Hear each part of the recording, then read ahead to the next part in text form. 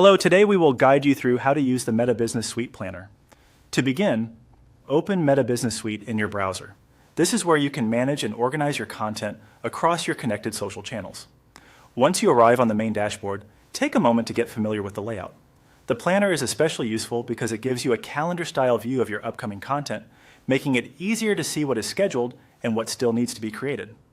Next, look to the left-hand navigation menu and click on Planner. This will open the Content Calendar area, where you can view posts by date and plan ahead more efficiently. If you are managing multiple types of content, this section can help you keep everything organized in one place. Inside the planner, click on Create on a Sample Date. Choosing a date directly from the calendar is a simple way to start planning content for a specific day. This is helpful when you already know when you want something to go live and want to build your schedule visually. After selecting the date, click on Create Post. This option is used when you want to prepare a standard social media post. In most cases, this is where you would add your caption, media, and publishing details. If you are planning regular feed content, this is likely the option you will use most often. You will also see the option to click on Create Story. Stories are useful for short-form, temporary content that feels more casual and timely. If your strategy includes quick updates, behind-the-scenes content, or limited-time messaging, this is where you would start. Another option available is Create Reel.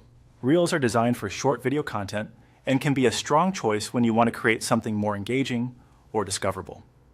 If video is part of your content plan, this option helps you schedule that format directly from the planner.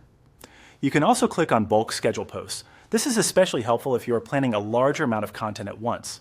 Instead of creating each post one by one, bulk scheduling can save time and make it easier to manage a full calendar in advance. Finally, click on Create Ad. This gives you access to ad creation from within the planner workflow, which can be useful if you want to coordinate paid promotions alongside your organic content schedule.